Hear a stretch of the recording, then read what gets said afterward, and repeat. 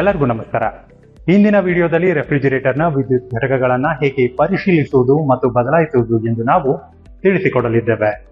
ಉದ್ದೇಶಗಳು: ಈ ವಿಡಿಯೋದ ಕೊನೆಯಲ್ಲಿ ನೀವು ಮಾಡಬಹುದು ಪ್ರಸ್ತುತ ಕಾಯಿಲ್ ರಿಲೇಯನ್ನು ಪರಿಶೀಲಿಸಿ ಮತ್ತು ಪರೀಕ್ಷಿಸುವುದು, ಓವರ್ಲೋಡ್ ಪ್ರೊಟೆಕ್ಟರ್ ಅನ್ನು ಪರಿಶೀಲಿಸಿ ಮತ್ತು ಪರೀಕ್ಷಿಸುವುದು, ಕಂಪ್ರೆಸರ್ ಅಂಕುಡೊಂಕಾದ ಗುರುತಿಸುವಿಕೆ, ಕಂಪ್ರೆಸರ್ನಲ್ಲಿ ಶಾರ್ಟ್ ಸರ್ಕ್ಯೂಟ್ ಅನ್ನು ಪರಿಶೀಲಿಸುವುದು, ಬಾಗಿಲು ಸ್ವಿಚ್ ಸ್ಥಿತಿಯನ್ನ ಪರಿಶೀಲಿಸುವುದು, ಥರ್ಮೋಸ್ಟಾಟ್ ಮತ್ತು ಕೆಪಾಸಿಟರ್ ಅನ್ನ ಪರಿಶೀಲಿಸುವುದು.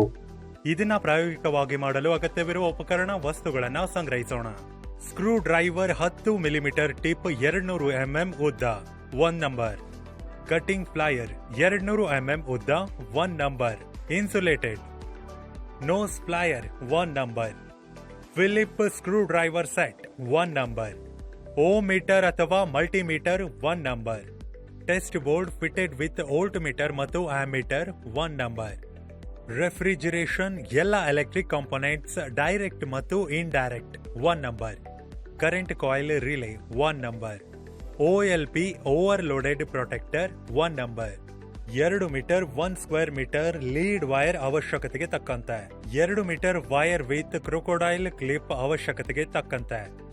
Thermostat 1 number. Capacitor 1 number. Line tester 1 number. Test lamp 1 number.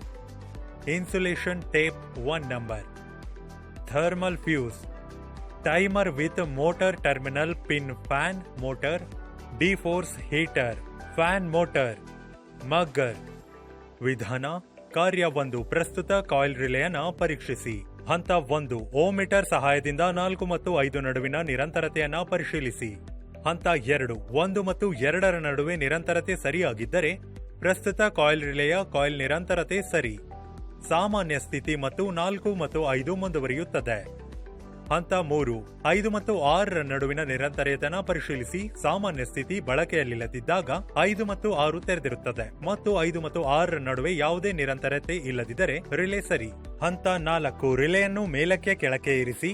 5 ಮತ್ತು 6 ನಡುವೆ ನಿರಂತರತೆಯನ್ನ ಪರಿಶೀಲಿಸಿ. ನಿರಂತರತೆ ಇದ್ದರೆ ರಿಲೇ ಸರಿ. ಹಂತ 5. ಅದರ ಮೂಲ ಸ್ಥಾನಕ್ಕೆ ತನ್ನಿ. 2 ಮತ್ತು 3 ನಡುವೆ ನಿರಂತರತೆಯನ್ನು ಪರಿಶೀಲಿಸಿ. ಯಾವುದೇ ನಿರಂತರತೆ ಇಲ್ಲದಿದ್ದರೆ ರಿಲೇ ಸರಿ ಕಂಡು ಬಂದಿದೆ. ಹಂತ 6. ಫ್ಲಂಗರ್ ಚಲನೆಯನ್ನ ಪರಿಶೀಲಿಸಿ ಮತ್ತು ಧ್ವನಿಯನ್ನ ಗಮನಿಸಿ. ರಿಲೇಯನ್ನ ತಲೆ ಕೆಳಗಾಗಿ ಇರಿಸಿ. ಫ್ಲಂಗರ್ ಮೇಲಕ್ಕೆ ಚಲಿಸುತ್ತದೆ ಮತ್ತು ನೀವು ಧ್ವನಿಯನ್ನ ಕೇಳಬಹುದು. ಸಾಮಾನ್ಯ ಸ್ಥಾನಕ್ಕೆ ತನ್ನಿ. ಫ್ಲಂಗರ್ ಕೆಳಗೆ ಬರುತ್ತದೆ. ನೀವು ಶಬ್ದವನ್ನ ಕೇಳಬಹುದು. ಯಾವುದೇ ಧ್ವನಿ ಇಲ್ಲದಿದ್ದರೆ ರಿಲೇ ದೋಷಯುಕ್ತವಾಗಿರುತ್ತದೆ. ರಿಲೇ ಫ್ಲಂಗರ್ ಆಪರೇಟಿಂಗ್ ಸರಿಯಾಗಿಲ್ಲ. ಕಾರ್ಯ 2. ಪರಿಶೀಲಿಸಿ ಮತ್ತು ಓವರ್ಲೋಡ್ ಪ್ರೊಟೆಕ್ಟರ್. ಹಂತ 1. 1 ಮತ್ತು 3 ನಡುವಿನ ನಿರಂತರತೆಯನ್ನು ಪರಿಶೀಲಿಸಿ. ಹಂತ 2. 4 ಮತ್ತು 5 ನಡುವೆ ನಿರಂತರತೆ ಸರಿ ಇದ್ದರೆ ಬೈಮೆಟಲ್ ಸಂಪರ್ಕಗಳ ನಿರಂತರತೆ ಸರಿ. ಹಂತ 3. ನಿರಂತರತೆ ಇಲ್ಲದಿದ್ದರೆ ಓವರ್ಲೋಡ್ ದೋಷಯುಕ್ತವಾಗಿರುತ್ತದೆ. ಹಂತ 4. ಡಿಸ್ಕ್ನಲ್ಲಿ ಯಾವುದೇ ತುಕ್ಕು ರಚನೆಯನ್ನ ಪರಿಶೀಲಿಸಿ ಮತ್ತು ತುಕ್ಕು ರಚನೆ ಇದ್ದರೆ ಬಳಸಲು ಸೂಕ್ತವಲ್ಲ. ಕಾರ್ಯ 3. ಕಂಪ್ರೆಸರ್ ಅಂಕುಡೊಂಕಾದ ಟರ್ಮಿನಲ್ ಪಿನ್ಗಳನ್ನು ಓಮೀಟರ್ ಅಥವಾ multimeter of fraction horsepower hermetic ಕಂಪ್ರೆಷನ್ನೊಂದಿಗೆ ಗುರುತಿಸುವುದು. ಈ ಎಕ್ಸರ್ಸೈಸ್ ಮಾಡುವ ಮೊದಲು ಈ ಕೆಳಗಿನವುಗಳನ್ನು ನೆನಪಿಡಿ. ಅಂಕುಡೊಂಕಾದ ಪ್ರತಿರೋಧವನ್ನ ಚಾಲನೆ ಮಾಡುವುದು ಯಾವಾಗಲೂ ವೈಂಡ್ ಮಾಡುವುದನ್ನು ಪ್ರಾರಂಭಿಸುವುದಕ್ಕಿಂತ ಕಡಿಮೆ. ಸಾಮಾನ್ಯಕ್ಕೆ ಸಮಾನವಾದ ಅಂಕುಡೊಂಕಾದ ಪ್ರತಿರೋಧ ಮತ್ತು ಚಾಲನೆಯಲ್ಲಿರುವ ಅಂಕುಡೊಂಕಾದ ಪ್ರತಿರೋಧದ ರನ್ ಮತ್ತು ಆರಂಭಿಕ ಅಂಕುಡೊಂಕಾದ ಮೊತ್ತದ ಪ್ರತಿರೋಧ. ಹಂತ 1. ಮಲ್ಟಿಮೀಟರ್ ಅನ್ನ ರೆಸಿಸ್ಟೆನ್ಸ್ ಮೋಡ್ ನಲ್ಲಿ ಹೊಂದಿಸಿ. ಹಂತ 2. ಎ ಮತ್ತು ಸಿ ನಡುವಿನ ಪ್ರತಿರೋಧವನ್ನ ಅಳೆಯಿರಿ 20 ಓಮ್ಸ್. ಹಂತ 3. ಕೋಷ್ಟಕದಲ್ಲಿ ಮೌಲ್ಯವನ್ನ ರೆಕಾರ್ಡ್ ಮಾಡಿ. ಹಂತ 4. ಎ ಮತ್ತು ಬಿ ನಡುವಿನ ಪ್ರತಿರೋಧವನ್ನ ಅಳೆಯಿರಿ 40 ಓಮ್ಸ್. ಹಂತ 5. ಕೋಷ್ಟಕದಲ್ಲಿ ಮೌಲ್ಯವನ್ನ ದಾಖಲಿಸಿ. ಹಂತ 6. ಸಿ ಮತ್ತು ಬಿ ನಡುವಿನ ಪ್ರತಿರೋಧವನ್ನ ಅಳೆಯಿರಿ 60 ಓಮ್ಸ್. ಹಂತ 7. ಕೋಷ್ಟಕದಲ್ಲಿ ಮೌಲ್ಯವನ್ನ ದಾಖಲಿಸಿ. ಹಂತ 8. ಗುರುತಿಸಲಾದ ಎ ಟರ್ಮಿನಲ್ ಪಿನ್ ಸಾಮಾನ್ಯ ಟರ್ಮಿನಲ್ ಆಗುತ್ತದೆ. ಹಂತ 9. ಗುರುತಿಸಲಾದ ಬಿ ಟರ್ಮಿನಲ್ ಪಿನ್ ವೈಂಡ್ ಮಾಡುವುದನ್ನು ಪ್ರಾರಂಭಿಸುತ್ತದೆ. ಹಂತ 10. C terminal pin running winding ಅನ್ನು ಗುರುತಿಸಲಾಗಿದೆ. ಪ್ರತಿರೋಧ ಮೌಲ್ಯವು ತಯಾರಕರಿಂದ ತಯಾರಕರಿಗೆ ಸ್ವಲ್ಪ ಬದಲಾಗುತ್ತದೆ. ಬೋಧಕನು ಕಂಪ್ರೆಸರ್ ತಯಾರಕ ವಿವರಣೆಯನ್ನ ಹೊಂದಿರಬೇಕು. ಕಾರ್ಯ 4. ಕಂಪ್ರೆಸರ್ನಲ್ಲಿ ನಿರೋಧನ ಪರೀಕ್ಷೆ. ಕಂಪ್ರೆಸರ್ ಮೋಟಾರ್ ಟರ್ಮಿನಲ್ಗಳಿಗೆ ಸಂಪರ್ಕಗೊಂಡಿರುವ ಎಲ್ಲಾ ತಂತಿಗಳನ್ನು ಸಂಪರ್ಕ ಕಡಿತಗೊಳಿಸಿ. ಇದು ವಿದ್ಯುತ್ ಸರಬರಾಜು ತಂತಿಗಳು, ನಿಯಂತ್ರಣ ತಂತಿಗಳು ಮತ್ತು ಯಾವುದೇ ಇತರ ಸಂಪರ್ಕಗಳನ್ನು ಒಳಗೊಂಡಿರುತ್ತದೆ. ಕಂಪ್ರೆಸರ್ ಮೋಟಾರ್ನ ಟರ್ಮಿನಲ್ಗಳಿಗೆ ಮೆಗ್ಗರ್ನ ಲೀಡ್ಸ್ಗಳನ್ನು ಸಂಪರ್ಕಿಸಿ. ಮೆಗ್ಗರ್ ಸಾಮಾನ್ಯವಾಗಿ 2 ಲೀಡ್ಸ್ಗಳನ್ನು ಹೊಂದಿರುತ್ತದೆ, ಒಂದು ಧನಾತ್ಮಕ ಟರ್ಮಿನಲ್ಗಳಿಗೆ ಮತ್ತು ಇನ್ನೊಂದು ಋಣಾತ್ಮಕ ಟರ್ಮಿನಲ್ಗೆ. ಲೀಡ್ಗಳು ಸುರಕ್ಷಿತವಾಗಿ ಸಂಪರ್ಕಗೊಂಡಿವೆ ಮತ್ತು ಅವುಗಳ ನಡುವೆ ಯಾವುದೇ ಶಾರ್ಟ್ ಸರ್ಕ್ಯೂಟ್ ಇಲ್ಲ ಎಂದು ಖಚಿತಪಡಿಸಿಕೊಳ್ಳಿ. ಆಯ್ದ ಪರೀಕ್ಷಾ ವೋಲ್ಟೇಜ್ಗೆ ಮೆಗ್ಗರ್ ಅನ್ನು ಹೊಂದಿಸಿ ಮತ್ತು ಪರೀಕ್ಷೆಯನ್ನು ಪ್ರಾರಂಭಿಸಿ.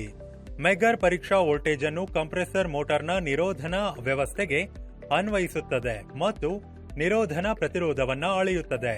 ಪರೀಕ್ಷೆಯ ಅವಧಿಯು ನಿರ್ದಿಷ್ಟ ಅವಶ್ಯಕತೆಗಳನ್ನು ಅವಲಂಬಿಸಿ ಬದಲಾಗಬಹುದು, ಆದರೆ ವಿಶಿಷ್ಟ ಅವಧಿಯು 1 ನಿಮಿಷವಾಗಿದೆ. ಪರೀಕ್ಷೆಯು ಪೂರ್ಣಗೊಂಡ ನಂತರ ಮೆಗ್ಗರ್ನಲ್ಲಿ ಪ್ರದರ್ಶಿಸಲಾದ ಇನ್ಸುಲೇಷನ್ ರೆಸಿಸ್ಟೆನ್ಸ್ ರೀಡಿಂಗ್ ಅನ್ನ ರೆಕಾರ್ಡ್ ಮಾಡಿ. ಈ ಓದುವಿಕೆ ಓಮ್ನಲ್ಲಿ ನಿರೋಧನ ವ್ಯವಸ್ಥೆಯ ಪ್ರತಿರೋಧವನ್ನ ಸೂಚಿಸುತ್ತದೆ. ಹೆಚ್ಚಿನ ಪ್ರತಿರೋಧದ ಮೌಲ್ಯವು ಉತ್ತಮ ನಿರೋಧನ ಸಮಗ್ರತೆಯನ್ನ ಸೂಚಿಸುತ್ತದೆ. ಕಾರ್ಯ 5 ಬಾಗಿಲು ಸ್ವಿಚ್ ಸ್ಥಿತಿಯನ್ನು ಪರಿಶೀಲಿಸಿ. ಹಂತ 1 ರೆಫ್ರಿಜರೇಟರ್ ಅನ್ನ ಆನ್ ಮಾಡಿ.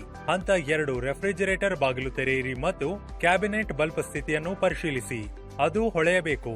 ಹಂತ 3 ಅದು ಇಲ್ಲದಿದ್ದರೆ ಬಲ್ಬ್ ಅನ್ನ ಪರಿಶೀಲಿಸಿ. ಹಂತ 4 ಬಲ್ಬ್ ಫ್ಯೂಸ್ ಆಗಿದ್ದರೆ ಬಲ್ಬ್ ಅನ್ನು ಸರಿಯಾದ ವ್ಯಾಟ್ಗಳಲ್ಲಿ ಬದಲಾಯಿಸಿ ಅಥವಾ ರೆಫ್ರಿಜರೇಟರ್ನಲ್ಲಿ ಸಾಮಾನ್ಯ ಅವಶ್ಯಕತೆಗಳನ್ನು ಇರಿಸಿ ಪರಿಶೀಲಿಸಿ. ಹಂತ 5 ಇನ್ನೂ ಬಲ್ಬ್ಗಳು ಬೆಳಗುತ್ತಿಲ್ಲ, ನಂತರ ರೆಫ್ರಿಜರೇಟರ್ ಅನ್ನು ಸ್ವಿಚ್ ಆಫ್ ಮಾಡಿ ಮತ್ತು ತಂತಿಗಳ ಸಂಪರ್ಕ ಕಡಿತಗೊಳಿಸಿ.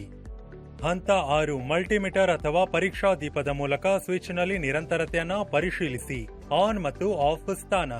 ಹಂತ 7 ಬಲ್ಬ್ ಹೋಲ್ಡರ್ ವೈರ್ಗಳನ್ನು ಪರಿಶೀಲಿಸಿ. ಹಂತ 8 ಸ್ವಿಚ್ ದೋಷಪೂರಿತವಾಗಿದ್ದರೆ ಅದನ್ನು ಬದಲಾಯಿಸಿ ಮತ್ತು ತಂತಿಗಳನ್ನು ಜೋಡಿಸಿ. ಕಾರ್ಯ 6 ಥರ್ಮೋಸ್ಟಾಟ್ ಸ್ಥಿತಿಯನ್ನು ಪರಿಶೀಲಿಸಿ. ಹಂತ 1 ರೆಫ್ರಿಜರೇಟರ್ ಅನ್ನು ಆನ್ ಮಾಡಿ. ಹಂತ 2 ಇದು ರನ್ ಆಗದಿದ್ದರೆ ಥರ್ಮೋಸ್ಟಾಟ್ ಅನ್ನು ಪರಿಶೀಲಿಸಿ. ಹಂತ 3 ಥರ್ಮೋಸ್ಟಾಟ್ ಮತ್ತು ಅದರ ತಂತಿಗಳನ್ನು ತೆಗೆದುಹಾಕಿ. ಹಂತ 4 ಮಲ್ಟಿಮೀಟರ್ ಅಥವಾ ಪರೀಕ್ಷಾ ದೀಪದ ಮೂಲಕ ಆಫ್ ಮತ್ತು ಆನ್ ಸ್ಥಾನದಲ್ಲಿ ಥರ್ಮೋಸ್ಟಾಟ್ ನಿರಂತರತೆಯನ್ನು ಪರೀಕ್ಷಿಸಿ.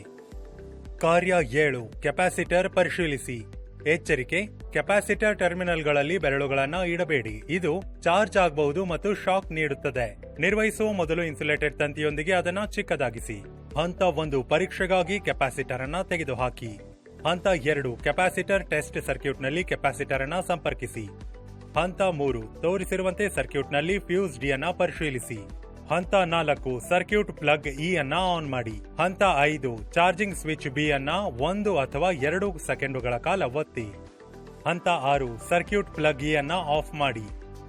ಹಂತ 7 ಬಿ ನಲ್ಲಿ ಸ್ವಿಚ್ ತೆರೆದಾಗ ಶಾರ್ಟಿಂಗ್ ಸ್ವಿಚ್ ಸಿ ಅನ್ನ ಸ್ಪರ್ಶಿಸಿ.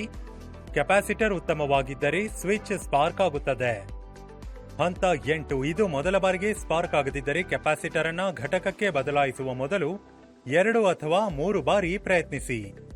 ಗಮನಿಸಿ, ಕೆಪಾಸಿಟರ್ ಉತ್ತಮವಾಗಿದ್ದರೆ ಅದು ಸ್ಪಾರ್ಕ್ ಆಗುತ್ತದೆ. ಕೆಪಾಸಿಟರ್ ಚಿಕ್ಕದಾಗಿದ್ದರೆ ಅಥವಾ ಗ್ರೌಂಡಿಂಗ್ ಆಗಿದ್ದರೆ ಫ್ಯೂಸ್ ಡಿ ನೋಟದಲ್ಲಿರುವಂತೆ ಊದುತ್ತದೆ.